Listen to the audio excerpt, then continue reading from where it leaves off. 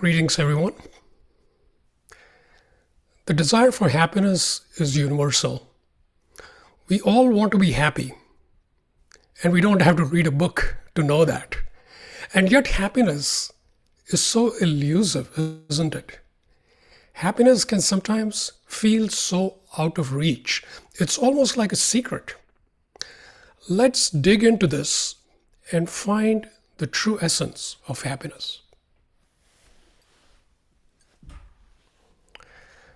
As children, we're naturally happy and carefree. But somewhere along the way, we lose that. Our topic today is dear to my heart, and I have been on this quest for a long time. At first, I looked at this topic from a psychological perspective, and then later on from a metaphysical perspective. Finally, a deeper exploration led me to more satisfying answers in the depths of consciousness. Let me now share that and help you discover true happiness.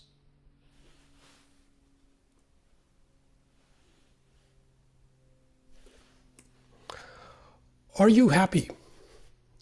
Do you know others who are always happy? Take a moment to ponder that. Why is it that even though we have so many comforts and we live amid so many advancements in psychology, medicine, science, we're still not as happy as one would expect? What makes happiness so elusive? What is the secret to being happy? Let's begin by examining what we typically associate with happiness. We may, for instance, feel happy when the weather is good. Does that mean happiness is synonymous with good weather? How about favorable conditions? When things are going our way, we feel good. Is that real happiness? What about having great friends?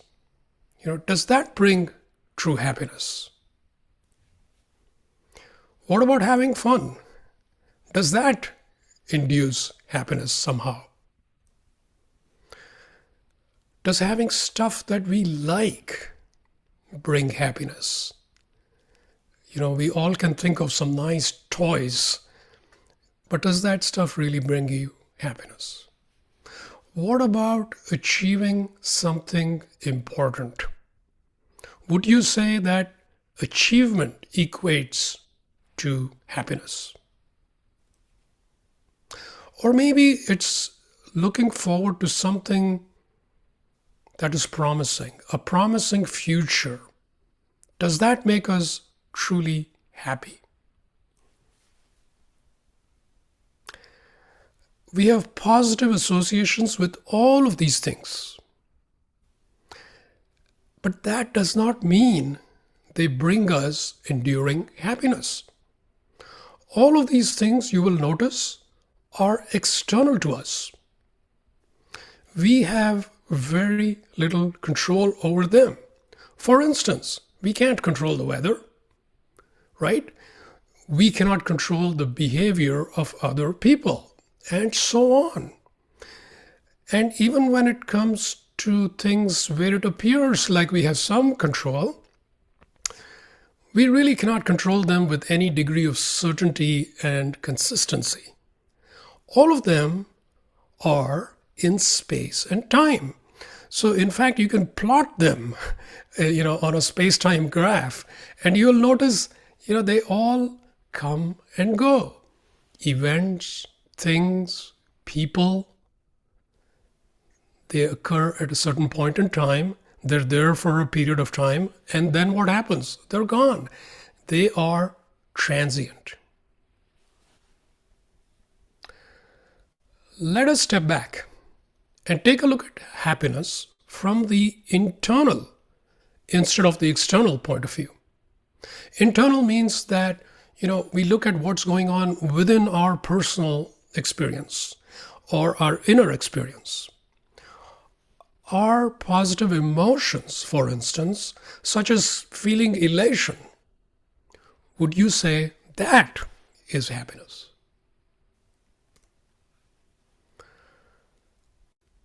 Are pleasant thoughts, things we enjoy thinking about, is that happiness? What about pleasurable sensations? Are physical sensations that we enjoy the same as happiness? Here we see a plot of our inner landscape. The aspects of our inner landscape, thoughts, sensations, feelings, they also can be plotted on a space-time graph. As you can see, they too come and go. Thoughts come and go. Emotions, feelings come and go. Sensations, they come and go.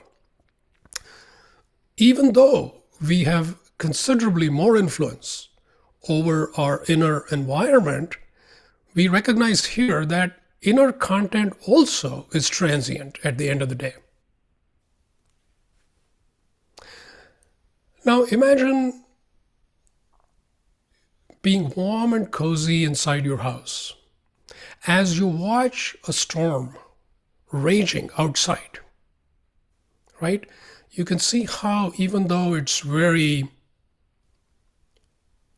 stormy and uncomfortable outside, inside it's nice and cozy.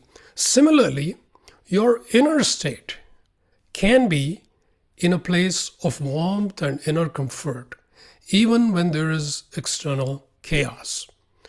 So whether the stock market goes up or goes down, you can stay in a place of peace.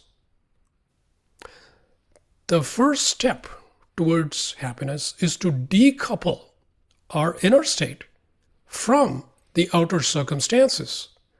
Our inner state does not have to track the outer state.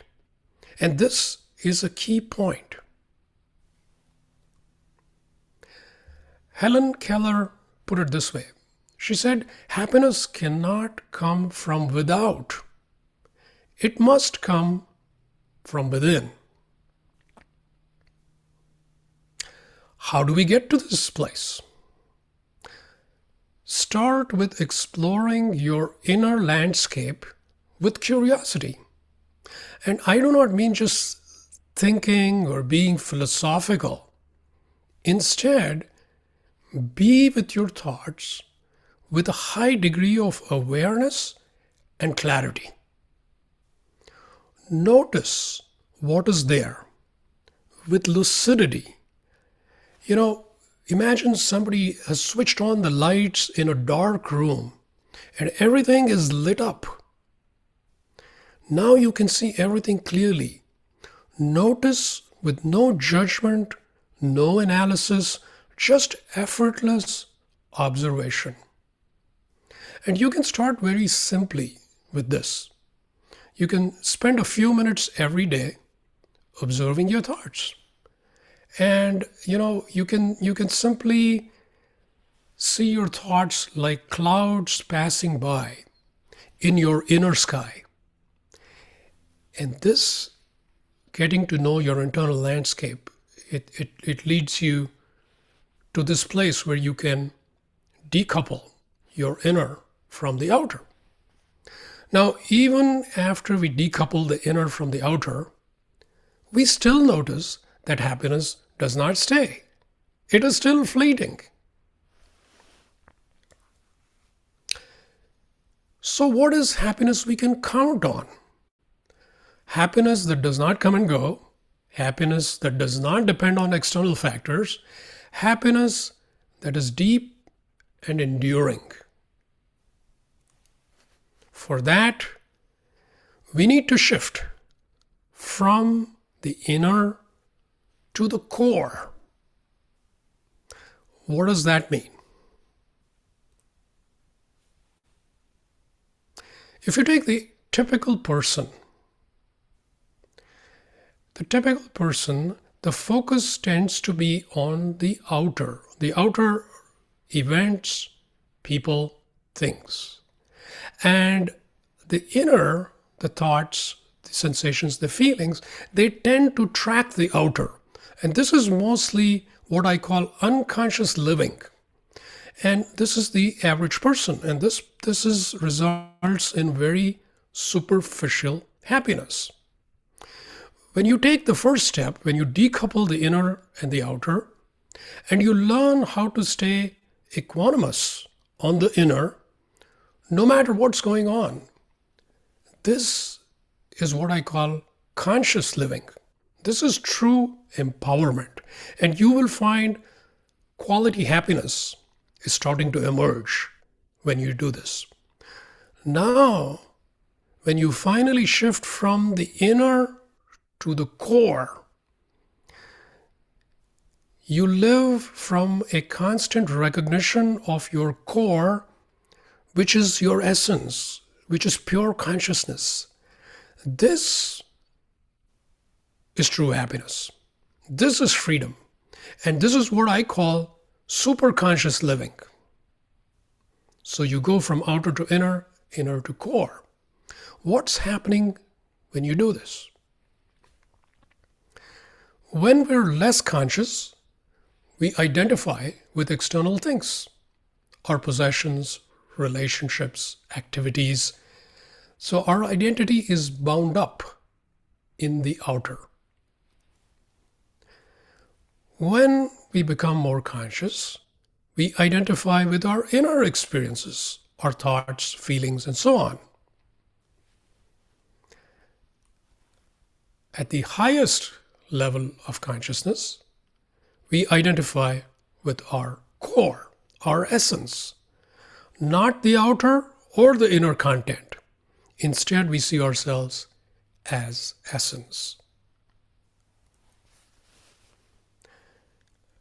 The key is to focus on our essence, not on what is appearing in our experience at any given moment.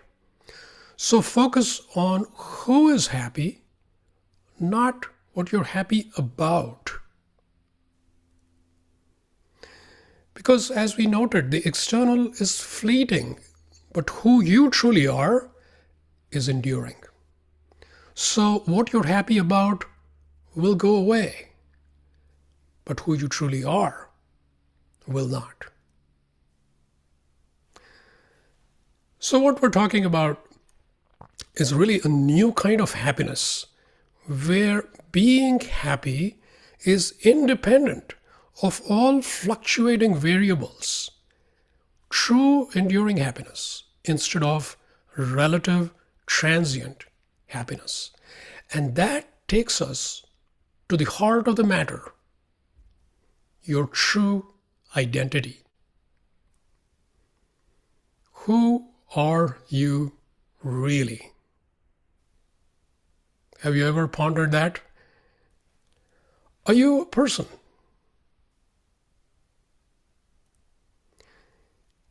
You only appear as a person. A person who looks a certain way, acts a certain way, talks a certain way, thinks a certain way. Your appearance is actually just like a mask or a piece of clothing. That's just appearance.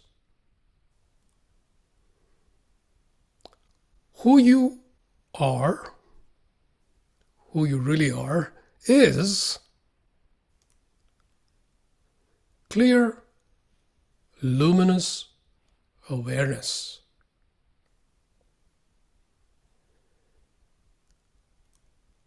Who you truly are is an indescribable vastness. Who you truly are is infinite.